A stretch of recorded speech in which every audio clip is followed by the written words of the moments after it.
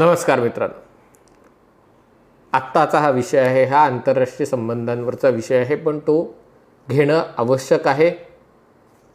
गेल्या आठवड्याच्या शेवटी म्हणजे शनिवार रविवारी जपानचे पंतप्रधान किशिदा फुमियो किशिदा, पण आता त्यांनी त्यांचा अधिकृत त्यांचं प्रोनाउन्सिएशन किशिदा फुमियो असं करायला सुरुवात केलेली आहे। त्यांनी अवघ्या 2 दिवसाची भारत भेट घेतली। 2 दिवसही जास्त होतं तसं बघायला गेलं तर ते 24 तासही भारतात नव्हते। संध्याकाळी त्यांचं विमान दिल्लीला उतरलं, त्याच्यानंतर पंतप्रधान नरेंद्र मोदींची भेट घेतली, त्याच्यानंतर ही जपान भारत 14व्या जपान भारत परिषदेला त्यांनी संबोधित केलं। हे बिझनेस इव्हेंट होता। दुसऱ्या दिवशी सकाळी पुन्हा पंतप्रधानांसोबत बैठक झाली आणि त्याच्यामध्ये एक जॉईंट स्टेटमेंट इश्यू केलं आणि ते परत आपल्या घरी निघून गेले। मग एवढ्याशा या भेटीची एवढी दखल घ्यायची गरज काय?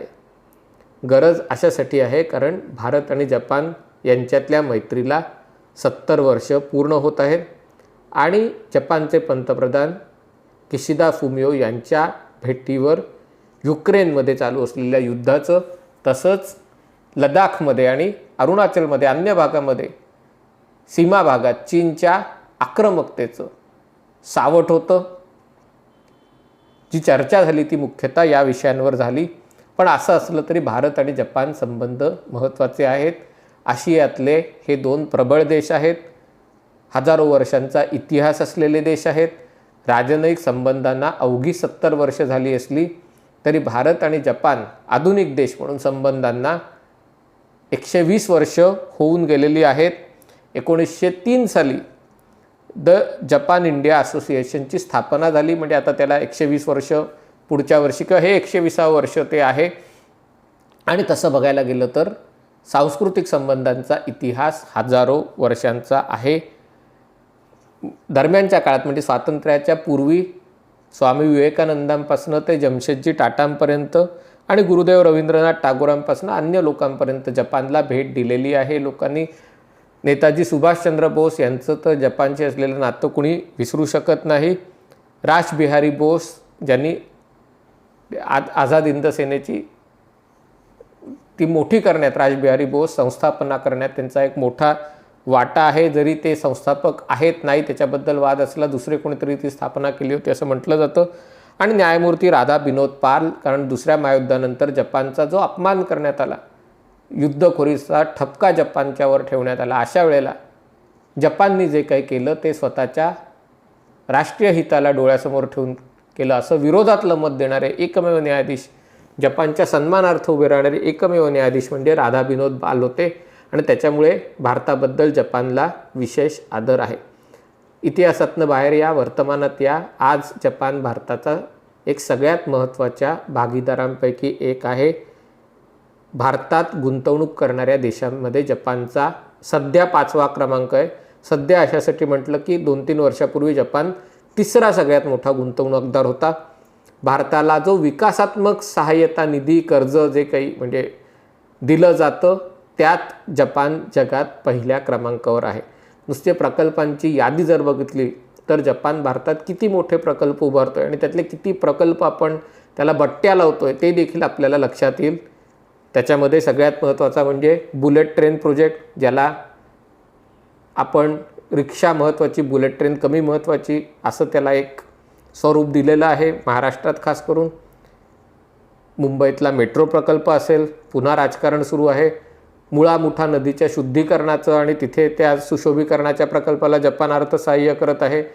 एक दिल्ली मुंबई फ्रेट कॉरिडॉरच्या अंतर्गत महाराष्ट्रामध्ये औरंगाबाद आणि तिथे जपानची मोठ्या प्रमाणावर गुंतवणूक होत आहे। शिवडी न्हावा पार बंदर प्रकल्प आहे, ट्रान्स हार्बर प्रोजेक्ट आहे, त्याला जपान मदत करतो आहे। म्हणजे यादी काढा, भारतातल्या जवळपास प्रत्येक मोठ्या प्रकल्पाला जपान अर्थसहाय्य आणि तांत्रिक सहाय्य पुरवत आहे। चीन विरुद्ध उभं राहण्यासाठी जर कुठला देश भारताला मदत करत असेल तर तो जपान आहे आणि त्यामुळे जपान आणि भारत यांच्यामध्ये विशेष संबंध आहेत। रशियाप्रमाणेच भारत आणि जपानचे नेते म्हणजे पंतप्रधान दरवर्षी एकमेकांना भेटतात। 1 वर्ष जपानमध्ये, 1 वर्ष भारतात। असं असलं तरी कोविडच्या काळामुळे आणि त्याच्या आधी शिंजो अबेंच्या प्रकृती अस्वास्थ्यामुळे जवळजवळ 4 वर्षांनी जपानचे पंतप्रधान भारतात आले. त्याच्या आधी एकदा नरेंद्र मोदी जपानला गेले होते. दुसरी गोष्ट ती झाली होती म्हणजे भारत जपान संबंधांवर जपानचे माजी पंतप्रधान शिंजो आबे यांचा प्रचंड मोठा प्रभाव आहे. जपानमध्ये ही सरकारं फार काळ टिकत नाहीत, पंतप्रधानपद फारसं लाभत नाहीत. शिंजो आबे पंतप्रधान होण्याच्या आधीची 6 वर्ष जपानमध्ये 6 पंतप्रधान होऊन गेले होते. त्याच्यातली एक कारकीर्द शिंजो आबेंचीच होती. एक 1.25 वर्षात त्यांना राजीनामा तेव्हा द्यावा लागला होता. 6 पंतप्रधान 6 वर्षात.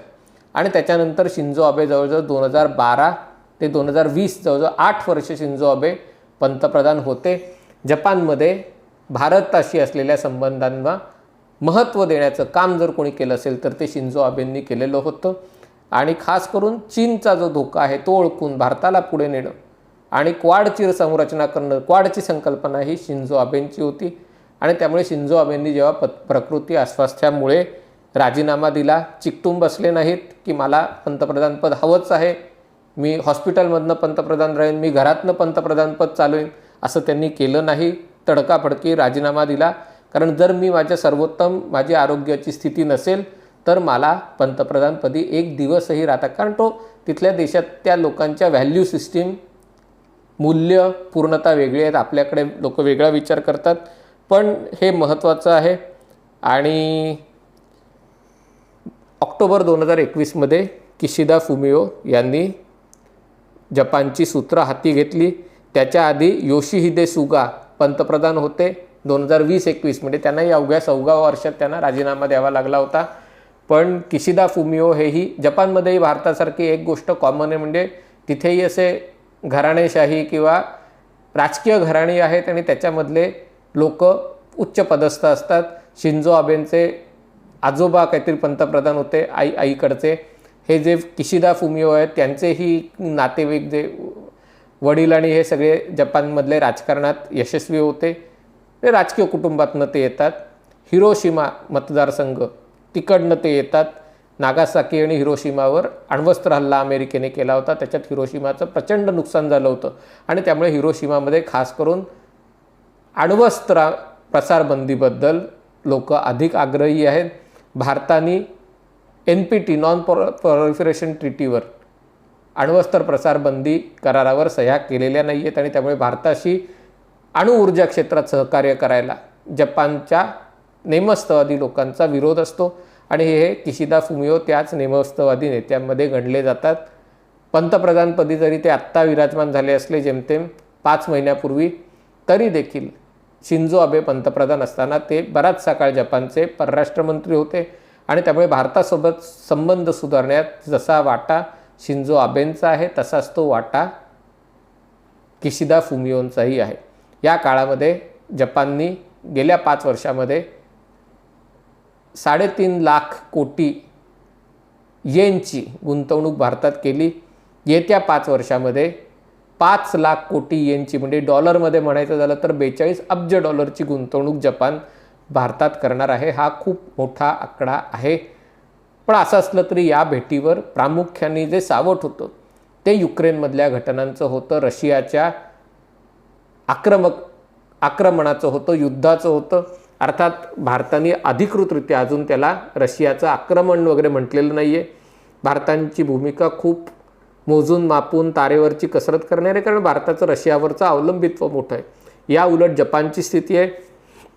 जपान नेटोचा भाग नसला तरी जे काही 4-5 देश आहेत, इजिप्त असेल, इस्रायल असेल, जपान असेल, की जे नेटोचे सदस्य नसूनही अमेरिकेच्या अतिशय जवळचे देश आहेत, अशापैकी जपान आहे. आणि त्यामुळे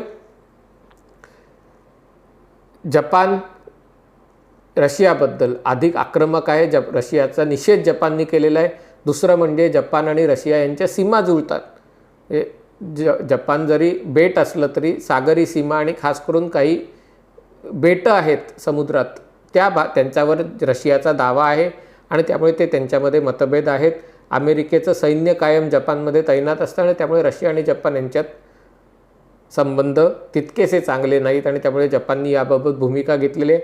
असं असलं तरी ते अधिकृत निवेदन 2 पंतप्रधानांच्याद्वारे प्रसारित करण्यात आलं, त्याच्यामध्ये मात्र भारताने रशियाचं नाव येऊन दिलेलं नाही आहे.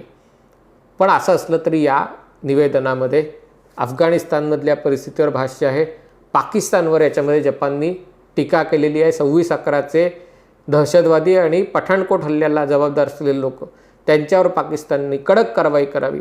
FATFचे जे निर्बंध पाकिस्तानवर आहेत त्याच्या करड्या यादीत पाकिस्तान आहे, त्याच्या गरजांची त्याच्या मुद्द्यांची पूर्तता पाकिस्ताननी करावी अशी मागणी भारत आणि जपानने केलेली आहे. उत्तर कोरियावर जपान आणि भारताने संयुक्तपणे टीका केलेली आहे. चीनचा मुद्दा याच्यामध्ये खूप नाजूकरित्या, कारण म्हणजे ज्याला डिप्लोमसी म्हणतात, राजनयन ज्याला म्हणतात, राजनैतिकदृष्ट्या चीनचं नाव न घेताही चीनला शाल जोडीतले दिलेले आहेत.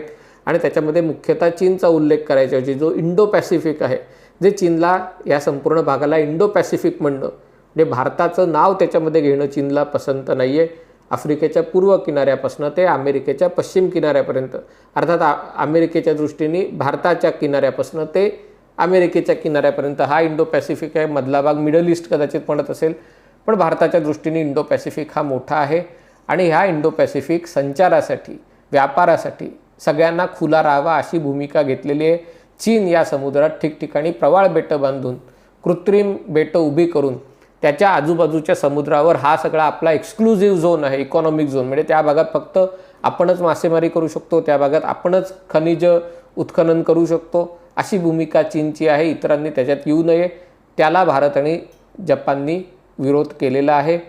आणि सगळ्यात महत्त्वाचं म्हणजे आसियान देश असतील, म्यानमार असेल, या अनेक देशांमध्ये भारत आणि जपान एकत्रितपणे काम करू शकतात. हे खरं आहे की चीननी बेल्ट रोड उपक्रमाचा मोठा गाजावाजा केला, $1,00,00,000 गुंतवणूक आम्ही जगभरात करणार आहोत वगैरे वगैरे, पण पाकिस्तान असो किंवा श्रीलंका, ज्या प्रकारे हे देश चीनचे कर्जबाजारी झालेले आहेत, पाकिस्तानमध्ये तर इम्रान खान यांना राजीनामा द्यावा लागेल अशी स्थिती आहे. रशियातल्या युद्धामुळे हे सगळे प्रकल्प पांढरे हत्ती ठरण्याची भीती आहे. आणि त्यामुळे भारत आणि जपान एकत्र येऊन कदाचित अमेरिकेच्या मदतीने, इतर देशांच्या मदतीने चीनला पर्याय उभा करू शकतात, याची पण कदाचित चर्चा झाली असू शकते. पण मुख्य मुद्दे हे रशिया, युक्रेन आणि चीन हे होते. पण या निमित्ताने भारत आणि जपान यांच्यामध्ये जे संबंध आहेत, जे मजबूत आहेत, जे भारताच्या सगळ्यात मौल्यवान परदेशी संबंधांपैकी एक आहेत, या संबंधांना पुन्हा एकदा नव्याने उजाळा मिळाला. कोविडमुळे जागतिक नेत्यांचं इकडून तिकडे जाणं थांबलं होतं. टीका करणारे करतात की मोदी काय नुसते फिरत असतात, इकडे जातात तिकडे जातात, पण जे तुमचे असे नातेसंबंध निर्माण होतात त्याच्यातनं तुमचा आंतरराष्ट्रीय स्तरावर अनेक कामं तुमची फटकन होतात, तुमचा प्रभाव वाढतो. आणि त्या दृष्टीने अशा भेटी, अशा बैठका महत्त्वाच्या असतात. आणि त्याच्यामुळे भारत आणि जपान हे संबंध विशेष आहेत. 1455 जपानी कंपन्या भारतात आहेत आणि या कंपन्या मुख्यतः राजस्थानमधील निमरन सिटी आणि आंध्र प्रदेशमधील श्री सिटीमध्ये जास्त संख्येने आहेत. औरंगाबादलाही भरपूर जपानी कंपन्या आहेत, पण त्यांची संख्या आणखीन वाढणं, त्याला स्कोप आहे. आणि असं सगळं असून या भेटीमध्ये असं ठरलं की जपान भारताला विकास प्रकल्पांसाठी आणखीन 20,000 कोटी रुपयांचं त्याच्याहून जास्त सहकार्य करणार आहे. नारायण राणेंकडे जी मंत्रिपद आहे, सूक्ष्म लघु मध्यम या उद्योगांमध्ये सहकार्य वाढवणं, या क्षेत्रात जपानी कंपन्या भारतात येणं, यासाठी जपान प्रयत्न करणार आहे. भारतातले स्किल्ड वर्कर्स असतील, इंजिनियर असतील, कन्सल्टंट असतील, त्यांना जपानमध्ये नेण्याचा प्रयत्न करणार आहे. आणि त्याच्यामुळे जपान आणि भारत यांच्या संबंधांमध्ये एक मैत्रीचं नवीन अध्याय, नवीन पान उलटलं गेलेलं आहे. तुर्तास इथेच थांबतो. पाहत रहा MH48.